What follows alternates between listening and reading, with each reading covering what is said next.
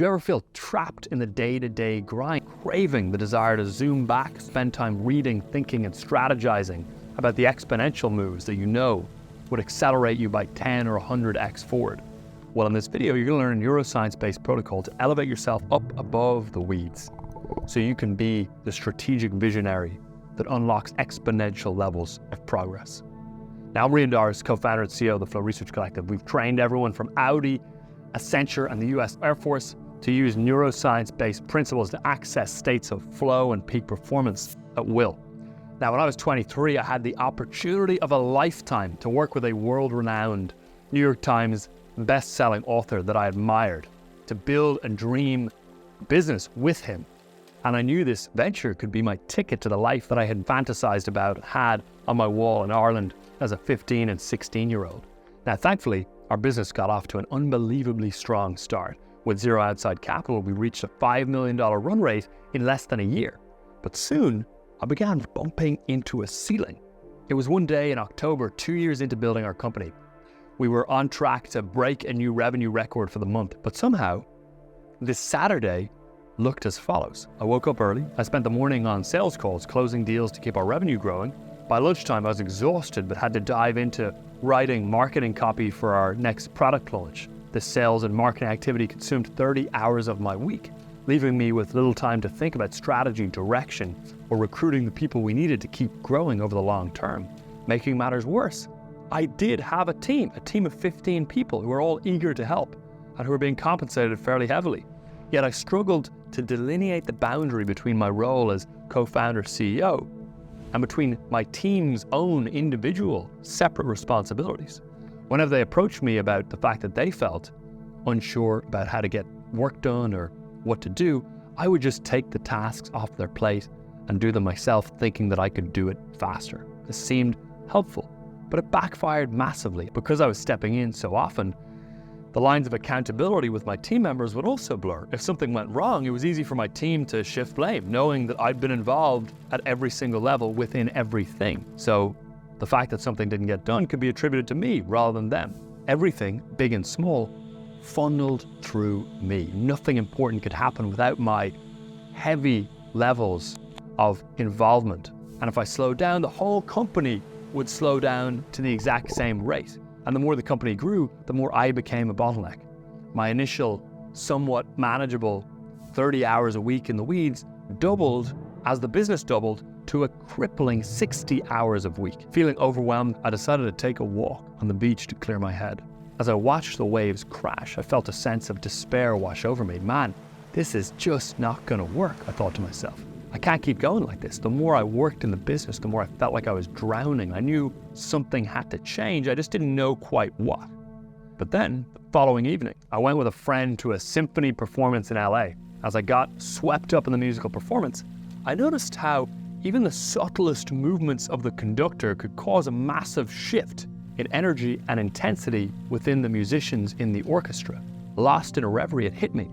I had been acting like a musician, not a conductor, in my business. I was so focused on playing my own instrument perfectly that I had forgotten what my role actually was, which was to be the conductor leading the entire orchestra of my team of musicians. As a CEO, I'm the conductor, not a musician. Musicians, the team members, they're the soloists, the experts in their given instrument.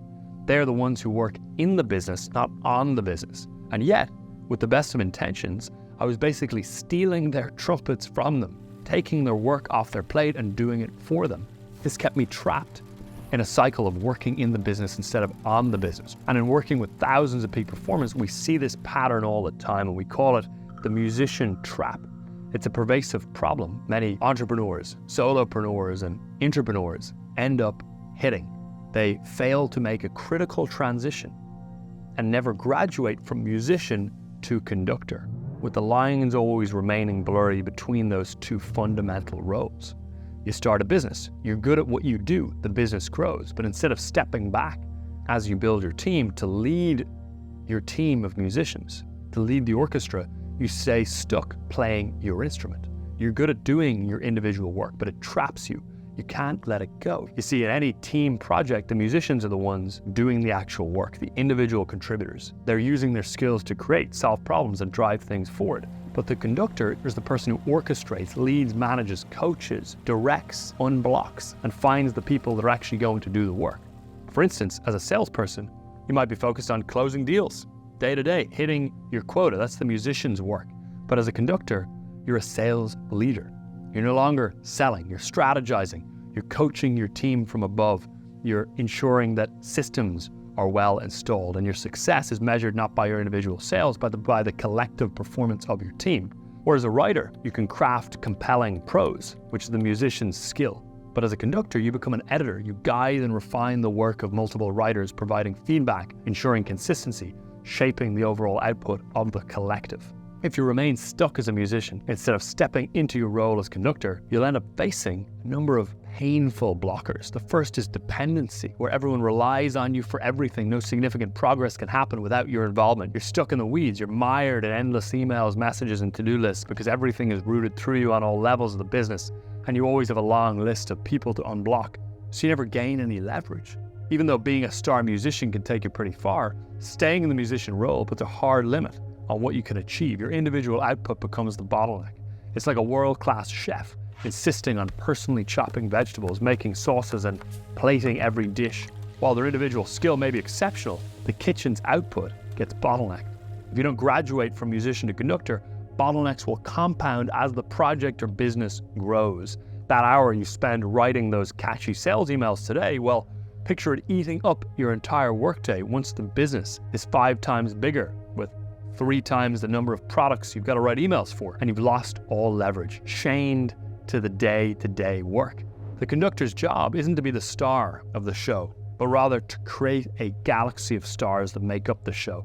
To be so excellent at their orchestration that the audience is completely captivated by the music, forgetting that the conductor even exists. So as I was building my company, I realized that my job was to find the right musicians, put them in the right roles, and create a space for them to make the best music they're capable of making. In particular, as a conductor, I had to create the container for my team to get into FlowState, that optimal state of consciousness where humans feel and function at their very best. And this realization was both liberating and terrifying. It meant letting go of the satisfaction that came with doing the work myself and trusting others to do their part. I had to graduate from musician to conductor, and I'm sure you can relate to this. You've likely been led to believe that the key to achieving your biggest goals and doing your best work is to maximize your personal productivity. And chances are, you're an incredibly talented musician. You take pride in your work and get a lot of satisfaction from executing tasks, crossing things off the to-do list, deriving dopamine from task completion, deriving flow from engaging in individual work. However, in the transition from musician to conductor, flow isn't always good. If you're in flow doing work all day, but your team isn't in flow, you'll get far fewer results than if you're not in flow, but your team is. And that's the key mindset shift that needs to be made.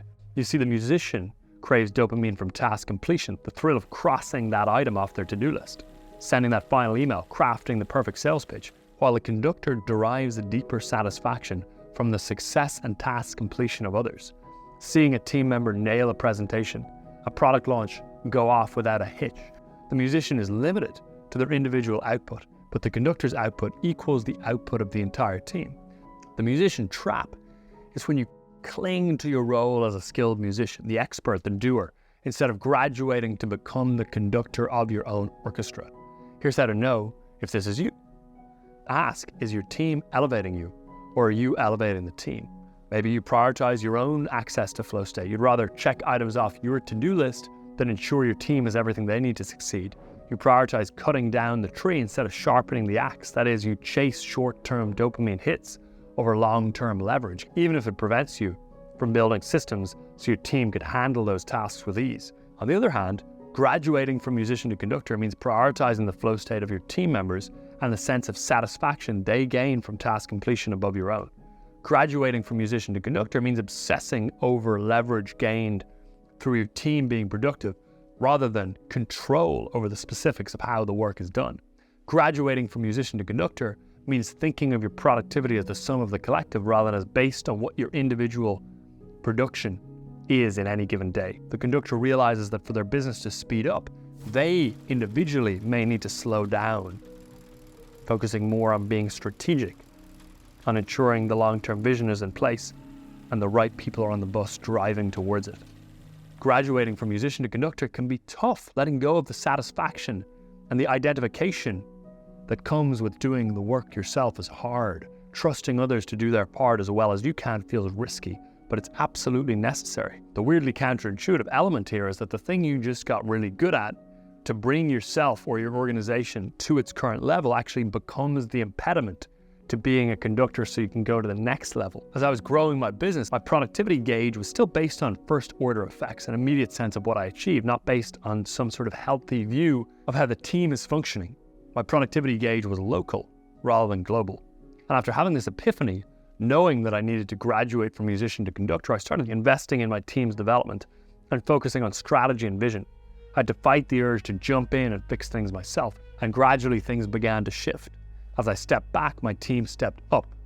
They took ownership of their roles, brought new ideas to the table, and delivered beyond my expectations. The business gained momentum because the skilled musicians that make up the orchestra finally had a real conductor. Things really started to heat up when the whole team started to experience what's known as team flow. In team flow, egos dissolve and individual identities merge into a greater collective intelligence. According to research by Jeff J.J. Van de Hout and colleagues at Eindhoven University, team flow is characterized by a sense of shared unity, joint attention, and an ability to coordinate and communicate seamlessly. Think of Spartans fighting as one on the battlefield, NASA engineers mind melding to land on the moon for the first time in human history, programmers coding in lockstep. Team flow is driven by a potent mix of neurochemicals that enhance performance. Norepinephrine for sharp focus, serotonin and anandamide for aha insights, and oxytocin for deep trust.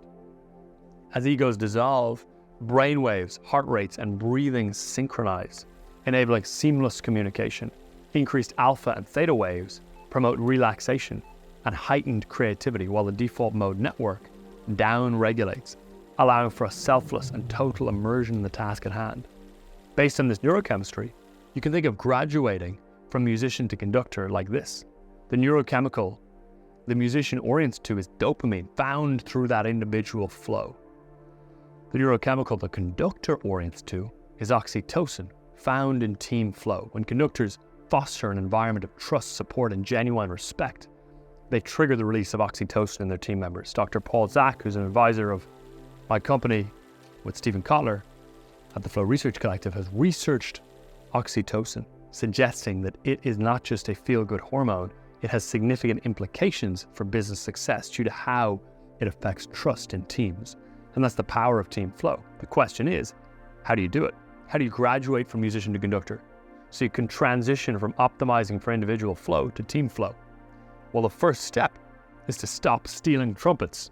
If you're an orchestra conductor and you walked down into the orchestra pit where the musicians are playing and took a trumpet from someone and started playing that trumpet because you didn't think they were doing a good enough job with it, that would obviously be an absurd thing to do. Your job is to be a conductor, to stay on the stage, not to be a trumpet player. In an entity like the US federal government, this would be like the president deciding to swab the decks of a battleship because a seaman is on leave. That idea sounds crazy, but it happens constantly for CEOs. And now this isn't to say that you don't want to drop into the weeds at times. You do want to get into the details, but you do that from the stage in an intentional way. When someone's struggling, coach, clarify, be a rock for them, but don't grab their instrument. That disempowers them, it stifles their growth, and it tanks the leverage that you get from being a conductor. On the other hand, we know from self-determination theory that when people feel a sense of autonomy, they are more likely to be intrinsically motivated and engaged. The rule to remember is conduct, don't confiscate. Don't steal their flow for your own. Now that you understand the importance of letting your team members own their roles, you might be wondering, well, what should I be focusing on instead? What should I do? Well, that brings us to the next step in graduating from musician to conductor, which is to stay in your autotelic sweet spot and let your team stay in theirs. Imagine a Venn diagram with 3 circles.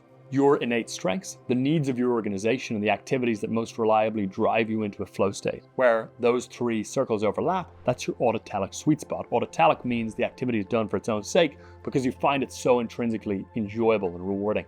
That means that when you're in your autotelic sweet spot, work doesn't feel like work. The best way you can serve the people you collaborate with is to commit to zero tasks that fall outside your autotelic sweet spot, and help your musicians do the same.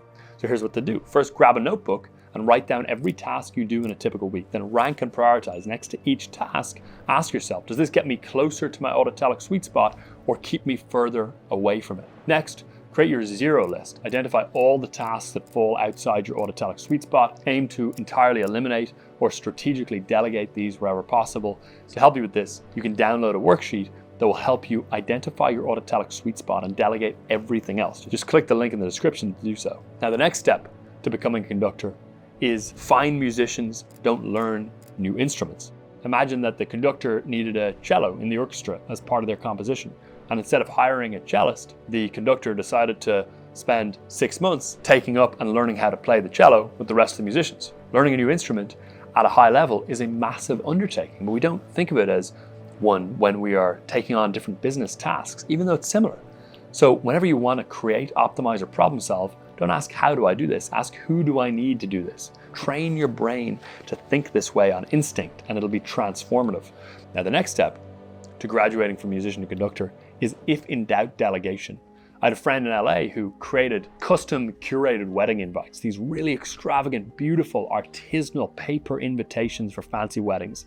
He had this business for 30 or 40 years, and he was in his 60s. But for the last 30 years, he did not let a single, not one invite go out without personally examining it, reading every word, touching every part, and giving it his final personal approval. Now, it might sound like a beautiful thing. He took huge pride in his work. He cared to that degree. But for him, it was showing up as a paralyzing control issue that was completely suppressing his business growth and eroding his quality of life. Because of this, his business never increased its output or reached more customers, and he ended up working 90-hour weeks for most of that time. His team couldn't flourish because he couldn't give up his role as a musician. And after 3 decades, he got burnt out and had to give it up. He had to relinquish control for his own health. We don't want to wait until we're physically jeopardized to give up control. Instead, we should actively identify our need for control and then delegate and empower as much as possible.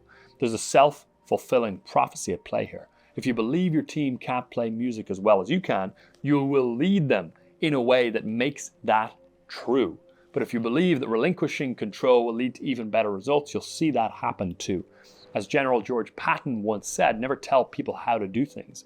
Tell them what to do and they will surprise you with their ingenuity. The principle here is, if in doubt, delegate it out. Lean toward conducting activities, which involve leading and managing, not supervision. Conductors lead and manage. Clinging musicians supervise. When you supervise your team, it's like you're constantly breathing over their shoulder, adjusting their instrument for them, checking every single note. That's draining for you and stifling for them. Instead, let your team member breathe. Let them at it and manage from a distance. You supervise only when someone is learning how to drive a vehicle for the first time. In knowledge work, you don't need to supervise in the same way because it reduces autonomy. Your team needs to feel free to pursue their work in whatever way they see fit in order to get into flow.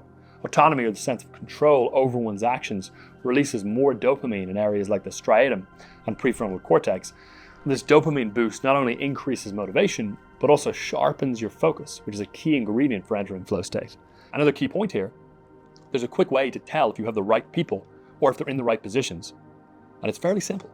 Does your team make you want to be their conductor? When you have skilled, self-motivated musicians, it's a joy to conduct. When we see potential in others and see them fulfill that potential, our brains release dopamine. It fuels our desire to coach, guide, and empower our team. But when your team struggles, that dopamine rush dwindles. The conductor in you fades away. Instead of feeling inspired, you're sucked into fixing problems and playing every instrument yourself. The key is to recruit musicians that are a joy to conduct. It sparks a positive feedback loop where your team's success energizes you and your leadership elevates them further and further. The music flows effortlessly and you're free to provide the vision and direction that takes everything to the next level. Now, by the way, as you transition from musician to conductor, your schedule will need to evolve. The key difference in how a musician and a conductor optimizes their days is that musicians crave long, uninterrupted blocks of time for deep focus and unending access to flow state. Meetings and interruptions are the enemy. They shatter spontaneous, endless flow. To maximize a musician's output, their schedule should be as open and free-flowing as possible. While conductors also need blocks of focused time for strategic thinking, they must be available to support their team. So a conductor's schedule should be more adaptable, balancing bits of focused work with openness for the team's needs. Here's how to rework your schedule as needed. If you're doing some individual contributor work, which you're trying to wind down, and you're conducting, then split the day. For example, mornings could be for your deep focused musician work, and then in the afternoons, maybe you do your team meetings. Step 2 is to protect your musicians. If you're managing a team of musicians, creatives, or engineers, understand the importance of uninterrupted flow time. Minimize meetings and distractions for them, ensuring they have ample space to do their best work. Now remember, as skilled as you may be as a musician, your true potential likely lies in conducting others eventually, so that you can all access team flow. Trading individual flow for team flow is how you multiply your impact. While the dopamine rush of task completion feels good and alluring, the deeper joy comes from seeing others perform their best, knowing you helped make that happen. By delegating effectively and focusing on your autotelic sweet spot, you free up time to think strategically and make the big moves that truly drive your mission forward. Think of the most awe-inspiring achievements in human history. They were almost always the result of inspired teams working like a synchronized symphony in flow state.